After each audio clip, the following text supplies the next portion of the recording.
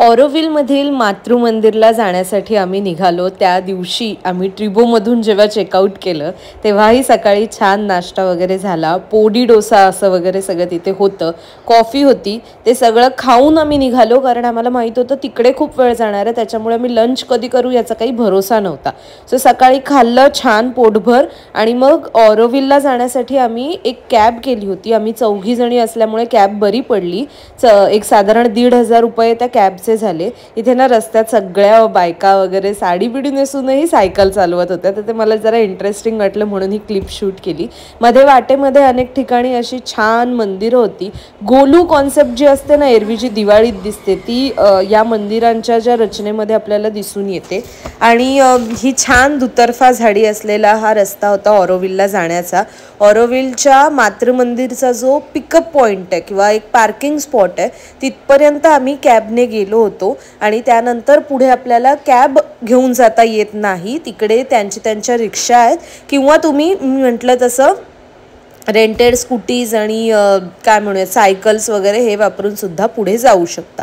त्याविषयीची पण सविस्तर माहिती मी तुम्हाला देतेच आहे।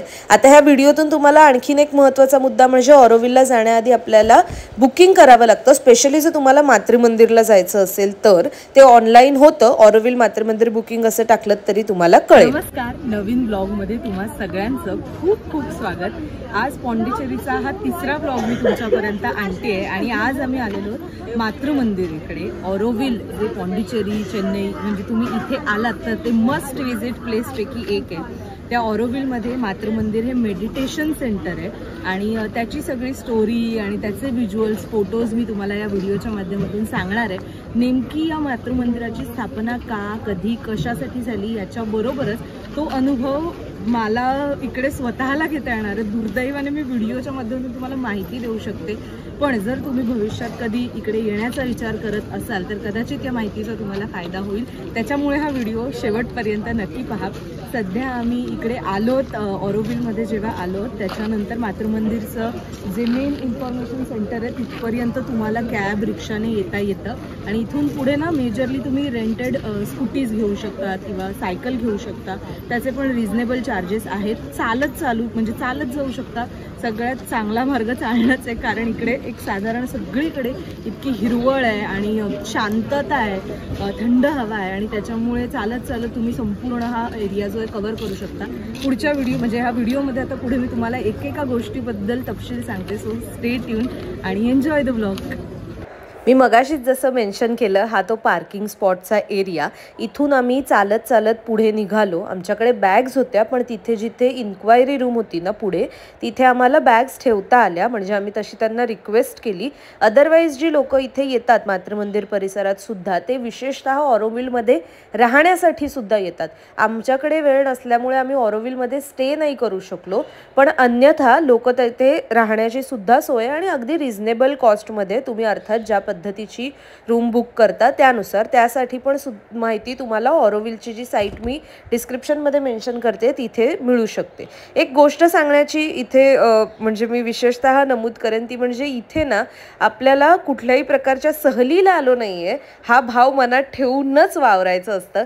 तीच माहिती आम्हाला इकडे मातृमंदिर परिसरामध्ये जायच्या आधी जी एक एवी दाखवली त्यात सुद्धा देण्यात आली। तिथे आम्हाला एक बेसिक तिथली जी संरचना आहे ती ही या पद्धतीची, ह्याच्याबद्दल मी तुम्हाला पुढे सांगणारच आहे, पण इथे आम्हाला स्पेशली हे सांगितलं की ऑरोविल किंवा इथली जी कम्युनिटी आहे ती कुठला एक धर्म म्हणून चालत नाही पुढे, त्याच्यामुळे धर्माच्या ज्या एक काय म्हणूयात तितक्याच रेस्ट्रिक्शन्स, तितकेच निर्बंध असतात ते इथे लागू होत नाही।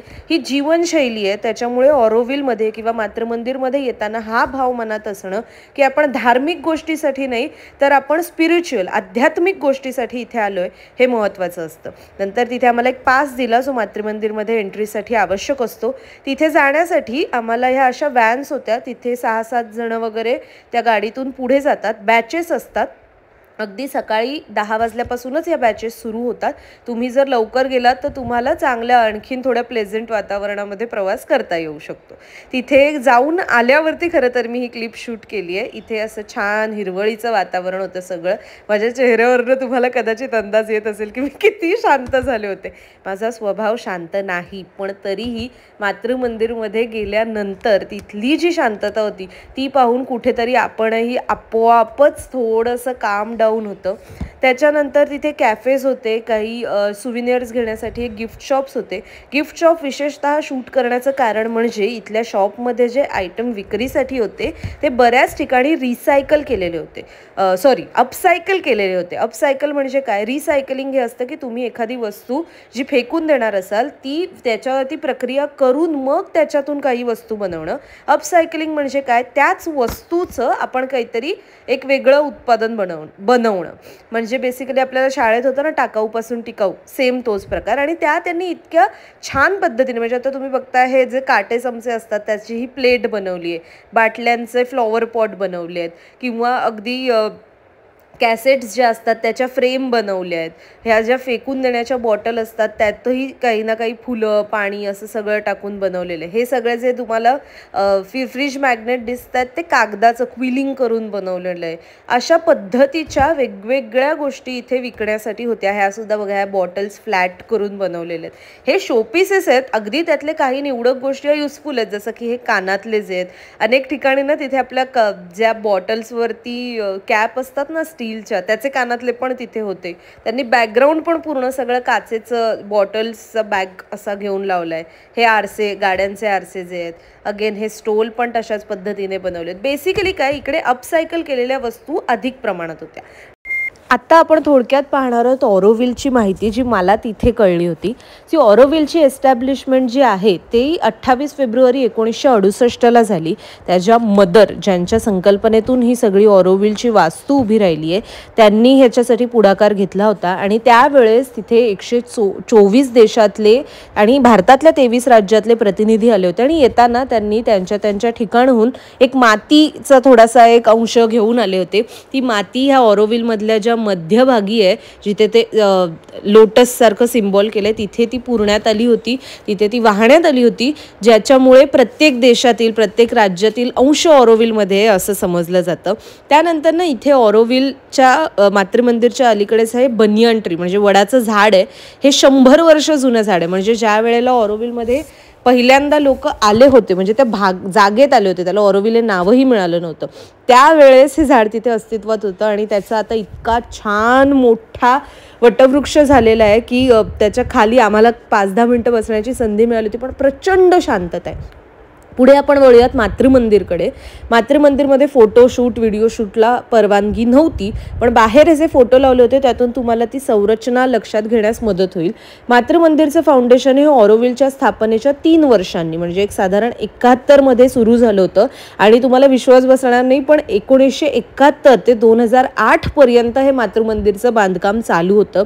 त्याची जी वास्तू आहे ती थोडक्यात तुम्ही आता इथे बघितलीतच, ती कशा पद्धतीने सगळी संरचना तयार करण्यात आली आहे. कमळाच्या आकारामध्ये बाजूला अशा भिंतींसारखे आहे, ज्यांचे असे चढाव आणि उतार असं आहे. आणि मध्ये ही मातृमंदिरची ॲक्च्युअल जी काय म्हणूयात ते जे बांधकाम आहे ते गोल्ड प्लेट्सने वगैरे केलेलं. ते गोल्ड प्लेट्स नाही आहेत, हे तुम्हाला दिसतंय ना, हेच बांधकाम आहे. ह्या ज्या गोल्ड प्लेट्स सारखं जे स्ट्रक्चर ते खरं तर स्टीलच्या प्लेट्स आहेत, पण त्याच्यामध्ये गोल्ड लीव्सचा वापर करण्यात आलेला आहे, असं सुद्धा त्यांनी आम्हाला सांगितलं. ऑरोव्हिल हे नाव बेसिकली श्री ऑरोबिंदो किंवा अरविंद घोष यांच्यावरून ऑरो विलेज अशा ह्याने म्हणून ऑरोव्हिल असं पडलं होतं. मातृमंदिरचा खरा अर्थ ना की म्हणजे जसं तुम्ही आईच्या पोटात जेव्हा असतात तो जो अनुभव आहे तो इथे तुम्हाला प्रत्यक्ष मिळू शकतो. इथे असे चारही बाजूंनी असे खांब आहेत मूळ ठिकाणी. आतमध्ये नेताना तुम्हाला आधी ह्या सगळ्या रॅम्पवरून शांतपणे वर वर वर नेतात. आजूबाजूला पाणी वाहतं असतं, त्याचा आवाज म्हणजे बाहेरच्या बाजूने ह्या ज्या ग्लासच्या हे आहेत ना प्लेट्स आहेत ना त्याच्यातून पाणी वाहत असतं, त्याचा आवाज तुमच्या कानावर येत असतो.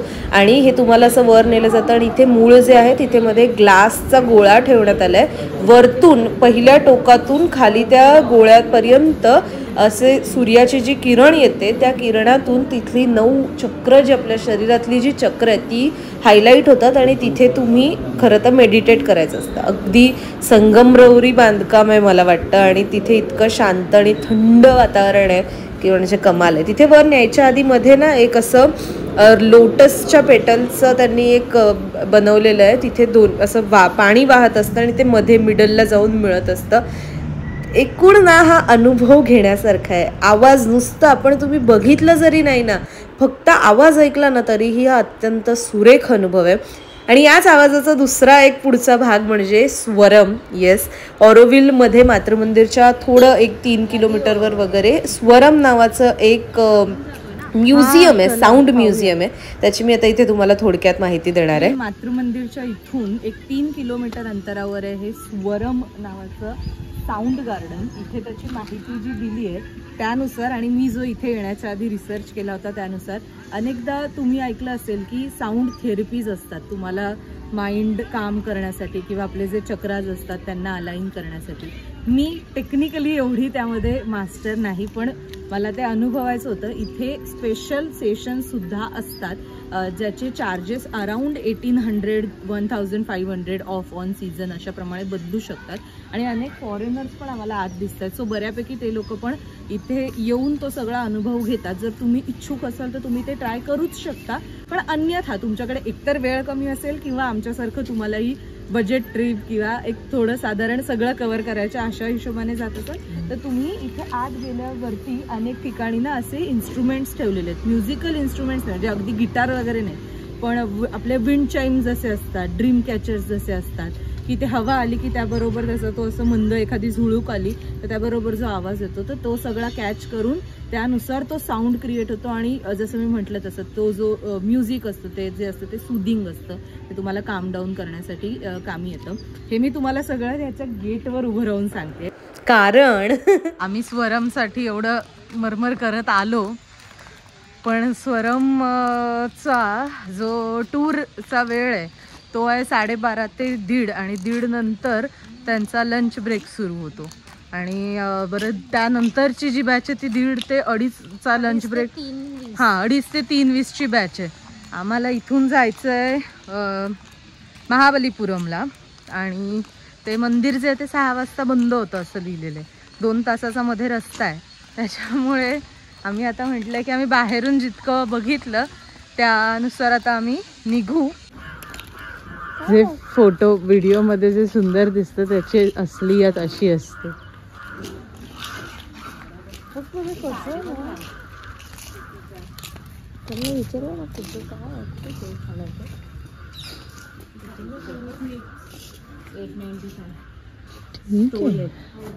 स्टोल आहे. कर अरे नॅचरलीच माझा ब्लॉग एवढा अल्टर्ड नाहीये. सो बेसिकली स्वरमच्या इथून पुढे आलो. स्वरममध्ये प्रॉब्लेम असा झाला, मी तुम्हाला इंट्रोला जेवढं दाखवलं तेवढं ते मी म्हटलं मगाशी. तर आता इथे गणेश बेकरी म्हणून होतं, तिथेच एक ला मेझॉन अशा नावाचं एक कॅफे कम रेस्टॉरंट असं आहे आणि तिथे आम्ही आलो. फूड ऑर्डर केलेलं आहे. काय ऑर्डर केलं आहे ते आधी सांगते. So this is basically kombucha. मी कधी प्यायले नव्हते, आता आम्ही ट्राय केलं. सो ठीक आहे, म्हणजे काय म्हणतात सिलेक्टिव्ह टेस्ट आहे. काहींना आवडू शकतो, सरबत जसा असतो चिकनजी सरबतासारखं लागतं, काहींना आवडू शकतं, काहींना मे बी नाही थोडं उग्र वाटू शकतं. त्याशिवाय मग व्हेज व्हाईट सॉस पास्ता आहे, ह्याला म्हणतात क्रेप. आणि हे आहे व्हेज सँडविच. आणखीन एक काय मागवलं, चिकन बर्गर ऑर्डर केलाय, तो येणार आहे. पण तोपर्यंत आपण सुरू करूया. पुन्हा अख्खा घाशी मला ना हे बर्गर मला खूप माहिती हे का माझ्या हातात खायला. सो लंच इज डन नाव आणि आम्ही आता इथून निघतोय पुन्हा मातृमंदिरच्या इकडे जाऊन बॅग्स घेऊन. तसं मग पुढचा प्रवास सुरू करणार आहोत. डेफिनेटली वर्थ आहे बाय द वे या ठिकाणी येणं. गणेश बेकरी ला मेझॉन असं नाव लक्षात ठेवा. जर कधी आलात नक्की या. आणि थोडा थोडा पाऊस पडायला सुरुवात झाली तर इथे दिसेल किती ते दाखवत म्हणजे कळत नाही आहे.